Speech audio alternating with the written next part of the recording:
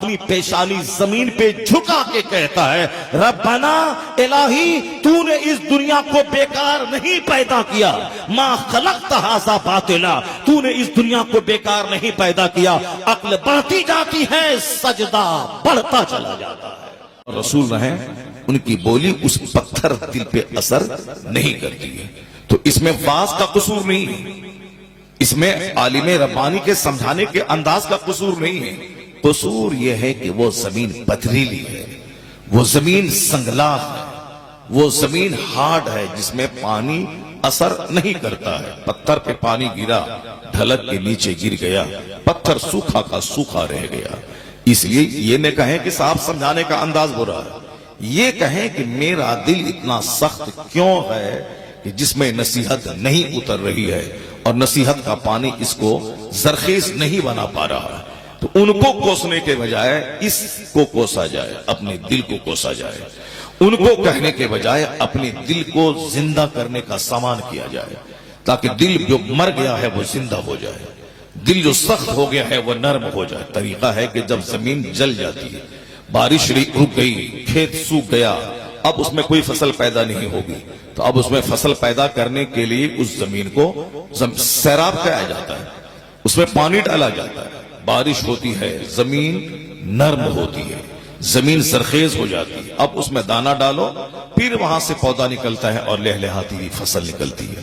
اس کا مطلب ہے کہ مردہ زمین کو زندہ کرنے کے لیے پانی چاہیے، اور جب پانی پڑتا ہے تو زمین زندہ ہو جاتی ہے۔ پھر جب فصل پیدا ہوتی ہے اس کے بعد کچھ دن تک لگاتار پانی نہیں پڑا تو پھر کھیت مر جاتا ہے، زمین مر جاتی ہے، پھر اس کو زندہ کرنے کے لیے پانی چاہیے۔ ایک بار اگر کھیت میں پانی پڑا وہ ہمیشہ کے لیے زندہ ہو جائے گی ایسا نہیں ہے، اسے وقفے سے پانی چاہیے۔ ٹھیک اسی طرح یہ دل ایک کھیت کی مانند ہے، یہ دل سوکھ جاتا ہے، یہ دل جل جاتا ہے۔ جب دنیا داروں کی محفل میں بیٹھے تو دل اندھا ہو جاتا ہے، جب بے نمازی کا چہرہ اور شکل دیکھیں تو دل آدمی کا مر جاتا ہے، جب شرابی، پاپی، ڈکیت اور چور کے پاس رہے ان کی بولی سنیں تو جنت اور آخرت کی ساری فکر مٹ جاتی ہے، دل مر جاتا ہے۔ تو اب جب دل مر جاتا ہے تو شریعت نے اس کا انتظام کیا ہے، اس کا انتظام یہ کیا ہے، یہ دل مرے ہوئے دل کو زندہ کیسے کیا جائے۔ جیسے مرا ہوا کھیت اس کے لیے پانی چاہیے، تو مرے ہوئے دل کے لیے بھی نصیحت کا پانی چاہیے۔ اب وہ نصیحت کا پانی کیسے ہوگا؟ یہ جلسہ تو سال میں ایک بار ہو رہا ہے، تو ایک بار جلسہ ہونے سے یہ دل زندہ ہو جائے گا؟ سال میں ایک بار پانی پڑنے سے کھیت میں 4 فصل پیدا ہو جائے گی؟ نہیں، وہ تو جلسہ ایک بار ہوا ختم ہو گیا۔ شریعت نے اتنا زبردست انتظام کیا ہے کہ 5 وقت کی نماز فرض ہے، جمعہ کی نماز سب سے زیادہ امپورٹنٹ نماز ہے، تو 5 وقت کی نماز مسجد میں بغیر واعظ اور تقریر کے ہو جائے گی، لیکن جمعہ کی نماز بغیر واعظ کے نہیں ہوگی، جمعہ کی نماز بغیر تقریر کے نہیں ہوتی ہے، جمعہ کی نماز اکیلے نہیں ہوتی ہے، جمعہ کی نماز کے لیے جماعت چاہیے، اور پھر اس کے لیے تقریر واعظ چاہیے۔ واعظ 1 منٹ کا ہو یا 1 گھنٹے کا ہو، مگر جمعہ کی نماز کے لیے واعظ تقریر ضروری ہے۔ جیسے بغیر وضو کے نماز نہیں ہوتی، اسی طرح بغیر خطبہ جمعہ کی نماز نہیں ہوتی ہے۔ جمعہ کی نماز میں خطبہ شرط ہے، کنڈیشنڈ ہے، شرط ہے۔ جمعہ کی نماز میں خطبہ شرط ہے، عیدین میں خطبہ واجب ہے، نکاح میں خطبہ سنت ہے۔ تو نکاح تنہا نہیں ہوتا، نکاح 5 آدمی کے سامنے ہوتا ہے۔ اس کا مطلب ہے شریعت یہ چاہتی ہے کہ جہاں گیدرنگ ہو، جہاں مجمع ہو، جہاں 10 لوگ رہیں، وہاں واعظ کیا جائے، وہاں سمجھایا جائے۔ عقل مند بھی سمجھنے سے اور عقل مند ہو جاتا ہے، اور سمجھانا سب کے لیے ضروری ہے، چاہے وہ فلسفر ہوں، سائنٹسٹ ہوں، چاہے کوئی بھی ہوں، مگر سمجھانا سب کے لیے ضروری ہے، سمجھنا سب کے لیے ضروری ہے۔ قرآن سننا، قرآن پڑھنا، یہ دونوں سب کے لیے ضروری ہے، چاہے پیر ہوں، فقیر ہوں، مولانا ہوں، کتب ہوں، ابدال ہوں، یہاں تک کہ پیغمبر اعظم علیہ السلام جس پر قرآن نازل ہوا، انہوں نے حضرت عبداللہ ابن مسعود سے کہا کہ تم مجھ کو قرآن سناؤ۔ کہا سرکار میں آپ کو قرآن سناؤں؟ آپ پہ تو قرآن نازل ہوا ہے۔ وہ سرکار نے کیا کہا کہ میں تم سے سننا چاہتا ہوں، میں تم سے سننا چاہتا ہوں۔ عبداللہ ابن مسعود قرآن پاک کی تلاوت کرنے لگے۔ تلاوت کرتے کرتے جب ایک آیت پر پہنچے وَجِئْنَا بِكَ عَلَىٰ هَٰؤُلَاءِ شَهِيدًا، تو حضور نے اشارہ کر کے ان سے کہا کہ اب رک جاؤ، جب وہ رکے، چونکہ وہ تو سرکار سن رہے تھے، عبداللہ ابن مسعود مست تھے سنانے میں کہ میں قرآن ان کو سنا رہا ہوں جن پر قرآن نازل ہوا ہے، ان کو میں قرآن سنا رہا ہوں، وہ سنانے میں مست تھے۔ لیکن جب حضور نے اشارہ کیا رک جاؤ، رک گئے۔ اس کے بعد آنکھ اٹھا کے دیکھا حضور کے چہرے پہ، دیکھا سرکار دو جہاں کی آنکھوں سے آنسو کے قطرے رواں تھے، آنسو کے قطرے جاری تھے۔ کن کی آنکھ سے آنسو کے قطرے جاری تھے؟ جس پر قرآن نازل ہوا ہے، جو صاحب قرآن کہلاتے، قرآن والے کہلاتے، جن پر قرآن نازل ہوا۔ ہم کو حضور نے کہا کہ اللہ کا کلام ہے تو ہم نے پہچانا یہ اللہ کا کلام ہے۔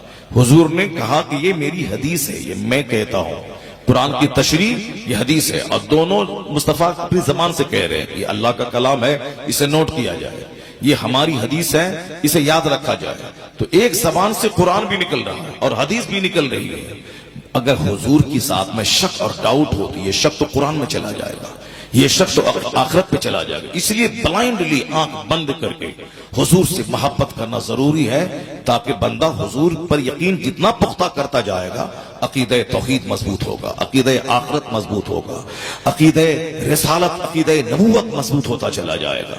تو آقا علیہ السلام پہ قرآن نازل ہوا، وہ دوسرے سے قرآن سننا چاہتے ہیں، اور جب سنے تو سننے کے بعد آنکھ سے آنسو کے قطرے رواں ہو گئے۔ اس کا مطلب ہے کہ قرآن پاک ہنستے ہوئے نہیں سننا ہے، قرآن پاک ہنستے ہوئے نہیں، قرآن پاک روتے ہوئے سننا ہے۔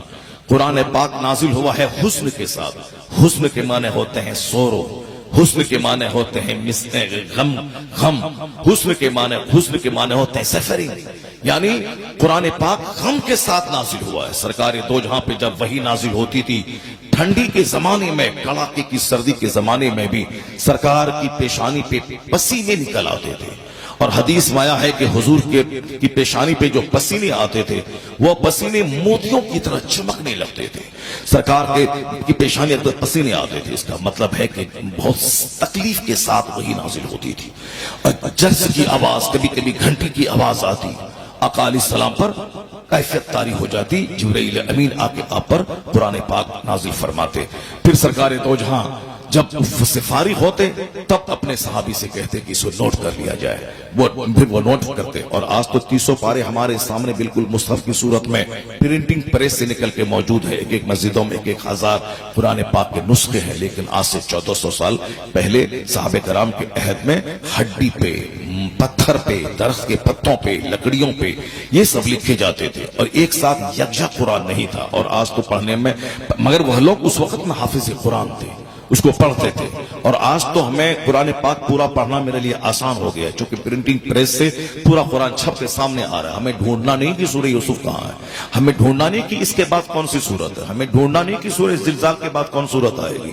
یہ سب سیٹنگ ہمارے صحابہ نے کی، اب اس کے بعد آج ہمارے لیے وہ آسان ہو گیا ہے۔ تو قرآن پاک کا پڑھنا غم کے ساتھ، ہنس کے نہیں، رونے کے ساتھ، آنسو نکلی، جیسے حضور کی آنکھوں میں آنسو کے قطرے تھے۔ سرکار دو جہاں رو رہے تھے جب عبداللہ ابن مسعود قرآن پاک آپ کو سنا رہے تھے۔ تو جب بھی مولانا قرآن بولے، ہنسی نہیں، مذاق نہیں، ہاں ٹٹا نہیں، بلکہ غم کے ساتھ سنا جائے، آنسوؤں کے ساتھ سنا جائے۔ اور یہ رونا بہت ضروری ہے، آخرت کے لیے بھی رونا ضروری ہے۔ حضور فرماتے ہیں عینان لا تمسہما النار، سرکار کہتے ہیں 2 آنکھیں ایسی ہیں، میری ماں بہن بیٹیاں غور سے سنو، ایسا نہیں کھایا پیا مر گیا مردود فاتحہ نہ درود، کوئی زندگی کا مقصد نہیں، ایسا نہیں ہے۔ یہ زندگی تو ٹرائل اور آزمائش کی جگہ ہے۔ میں نے یہ باتیں اس لیے شروع کر دی ہیں، آپ نروس نہ ہو جائیں کہ دنیا میں اسلام مخالف حالات پیدا ہو رہے ہیں، آپ نروس مت ہو جائیں کہ امریکہ دشمن، امریکہ دشمن، صاحب اسرائیل دشمن، فرانس دشمن، جرمنی دشمن، آئرلینڈ دشمن، یہ سب کچھ نہیں، یہ سب دھواں ہے، وہ دھواں ہے، یہ سب کچھ بھی نہیں ہونے والا اس سے، چونکہ اسلام آج نہیں آیا ہے، 1400 سال ہو گئے۔ جب ایک کلمہ پڑھنے والا تھا تو دشمن بولا مٹا دیں گے، 1 لاکھ کلمہ اب پڑھ لیا، پھر 1 لاکھ کلمہ پڑھنے والے ہوئے تو دشمن بولا مٹا دیں گے، 1 کروڑ لوگوں نے کلمہ پڑھ لیا۔ پھر دشمن بولا ارے 1 کروڑ اب اس کو مٹا دیں گے، 10 کروڑ لوگوں نے کلمہ پڑھ لیا۔ پھر دشمن کا دائرہ اور بڑھا، بولا اب مٹا دیں گے، 50 کروڑ لوگوں نے کلمہ پڑھ لیا۔ پھر بولا دشمن کے کاٹ دیں گے مسلمانوں کو، یہ ہمارے لیے خطرہ لگ رہا ہے، یہ قرآن پڑھتا ہے مجھ کو ڈر لگتا ہے، یہ جمعہ کی نماز میں خطبہ دیتا مجھ کو ڈر لگتا ہے۔ ابھی میں نے آج ایک کلپ دیکھا، اور ایک ہندو مہاسبھا کا ایک آدمی ہے، وہ جمعہ کے خطبے پہ پابندی لگانے کی بات کر رہا ہے، وہ پٹیشن دے رہا ہے کہ جمعہ کے دن مسلمان جمع ہوتا ہے، اس کا مولانا بھاشن تقریر کرتا ہے، اس سے دنگا بھڑک سکتا ہے، اسی لیے جمعہ کے خطبے کو بند کروا دیا جائے۔ دیکھیں کہاں بات پہنچ رہی ہے، جمعہ کی تقریر کو بند کروا دیا جائے، جمعہ میں واعظ نہیں ہونا چاہیے، جمعہ یہ مسلمان واعظ کرتے ہیں، تقریر کرتے ہیں، بند ہونا چاہیے۔ وہ اس طرح کی باتیں وہ کر رہے ہیں۔ جمعہ کے خطبے سے زندگی ملتی ہے، جمعہ کے خطبے سے صاحب مردہ دل زندہ ہوتا ہے، جمعہ کے خطبے سے دنیا والوں کو علم کا اور صاحب نالج کا پیغام ملتا ہے۔ لیکن شرارت اس حد تک آگے بڑھ گئی، لوگ آخری حد تک یہاں تک پہنچ چکے ہیں، اور آپ کو کھیلنے سے فرصت نہیں۔ لوگ جمعہ کے خطبے کو روکنے کی بات کر رہے ہیں، باضابطہ پیٹیشن دے رہے ہیں، اگر وہ پیٹیشن ایکسپٹ ہو گیا تو جہاں تک اس کا بس چلے گا وہ وہاں تک روکوا دے گا۔ میں بھی سنبھل گیا تھا 4 دن پہلے، وہاں دیکھا مسجدوں میں اذان، مسجدیں ہیں عالیشان، مگر نماز یہ اذان مائک پہ نہیں ہو رہی۔ میں نے کہا کیا ہوا؟ کہا نہیں اب وہ بہت پہلے اتار دیا گیا ہے، اب اذان نہیں ہو رہی ہے، وہاں ساؤنڈ اتار دیے گئے۔ کہاں؟ امریکہ میں نہیں، ہالینڈ میں نہیں، نیدرلینڈ میں نہیں، برطانیہ میں نہیں، افریقہ میں نہیں، انڈیا کے اتر پردیش میں، سنبھل میں ابھی 4 دن پہلے وہاں سے آیا ہوں، مائک اتار دیے گئے ہیں۔ اب مگر آپ کے یہاں مائک چل رہا ہے، اس کا یہ مطلب نہیں نکلا کہ یہ آزادی کا غلط استعمال کیا جائے، اور 2 بوڑھا نماز پڑھیں، باقی گاؤں کے 98-99% لوگ سب آرام سے سوئے رہیں، اب مستی کریں، سنیما دیکھیں رات کے 2 بجے تک اور صبح 10 بجے تک سوئے رہیں، اور خوب آرام سے کھائیں پیئیں، ہمارے گھر میں آگ نہیں لگے گی اور ہم مست ہیں، وہ سنبھل والا جلا ہے ہم نہیں جلے ہیں۔ ایسا نہیں ہے، وہ آگ کے لپٹ آپ کو بھی جلا کے راکھ کر دے گی۔ تو اس لپٹ سے پہلے وہ اذان جو مسجد سے آ رہی ہے، اللہ اکبر، اللہ سب سے بڑا ہے، اس کا ایک ہی راستہ ہے کہ اس آواز پہ لبیک کہتے ہوئے لوگ مسجد کی طرف چلیں اور مسجد کو آباد کریں، نماز پڑھیں۔ جب مسجد آباد ہوگی تب یہ مسجد کی روحانی طاقت ہے کہ کوئی شخص اس مسجد کو لوٹ نہیں پائے گا، مسجد کو تباہ و برباد نہیں کر پائے گا۔ تو ایسا کچھ کرنے والا تو اللہ تعالیٰ ہے، عزت دینے والا اللہ ہے، ذلیل کرنے والا اللہ ہے، حکومت دینے والا اللہ ہے، حکومت چھیننے والا اللہ ہے، سب کچھ سارا اختیار اللہ کے پاس ہے، وہی اللہ سب کچھ کرتا ہے۔ اس اللہ پہ یقین پختہ ہونا چاہیے، اس اللہ پر یقین پختہ ہونا چاہیے، مرد ہو یا عورت، سب پر علم دین حاصل کرنا فرض ہے، ورنہ جانور کی طرح پیدا ہوئے، کھائے پیے اور مر گئے، کوئی رزلٹ نہیں نکلا زندگی کا۔ کھانا پینا ہم سے زیادہ جانور کھاتا ہے، ہم سے زیادہ گہری نیند جانور لیتا ہے، ہم سے زیادہ محنت جانور کرتا ہے۔ ہم 4 روٹی کھائیں تو پیٹ پھولنے لگتا ہے، گیس ہونے لگتی ہے، ڈکاریں آنے لگتی ہیں۔ یہ جانور تو ایک 40 kg گھاس کھا لیتا ہے، اس کے بعد بھی تھوڑا سا بدن میں حرکت کرتا ہے اور ساری گھاس پچ جاتی ہے۔ اس کا مطلب ہے کہ جانور مجھ سے زیادہ کھاتا ہے۔ جانور خرگوش کی نیند بہت مشہور ہے، جانور مجھ سے زیادہ پانی پیتا ہے، میں 2 گلاس پانی پیوں تو الٹی ہونے لگتی ہے، مگر جانور 5 بالٹی پانی پینے کے بعد بھی پیاسا رہتا ہے۔ اس کا مطلب پانی پینے کا زیادہ مزہ یہ جانور لیتا ہے، ہم لوگ کیا مزہ لیں گے؟ کھانا کھانے کا مزہ زیادہ جانور لیتا ہے، ہم لوگ کیا کھائیں گے؟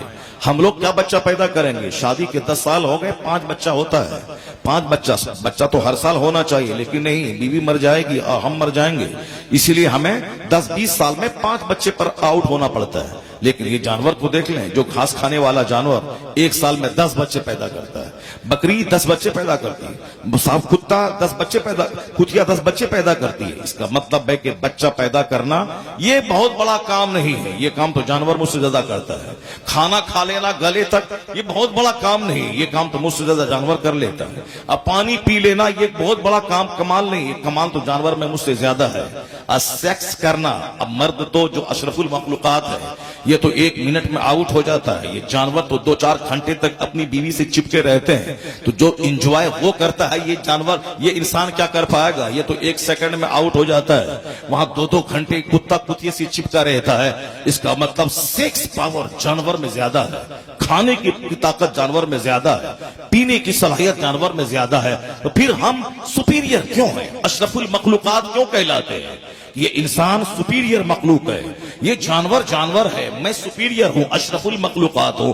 تو اشرف المخلوقات کھانے پینے، شادی کرنے، سیکس کرنے، بچہ پیدا کرنے، سونے کی وجہ سے نہیں، یہ اشرف المخلوقات ہے برین کی وجہ سے، عقل کی وجہ سے، کہ جانور کے پاس عقل نہیں ہے۔ جس کے پاس عقل نہیں ہوتی ہے وہ زیادہ سیکس کرتا ہے، جیسے پاگل سماج میں دیکھیں، جو بیوقوف قسم کا آدمی ہوتا ہے، جو پاگل قسم کا آدمی ہوتا ہے، وہ زیادہ سیکسی ہوتا ہے۔ جو عقل مند ہوتا ہے، ودوان ہوتا ہے، مفکر ہوتا ہے، تھنکر ہوتا ہے، وہ تھنکر تو مولا علی کے فرمان کے مطابق زندگی میں ایک بار بیوی کے پاس جاؤ۔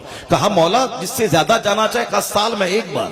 کہا حضور اس سے زیادہ جو جانا چاہے، کہا مہینے میں ایک بار۔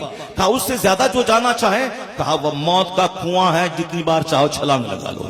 یہ موت کا کنواں ہے، چاہے جتنی بار چاہو چھلانگ لگا لو۔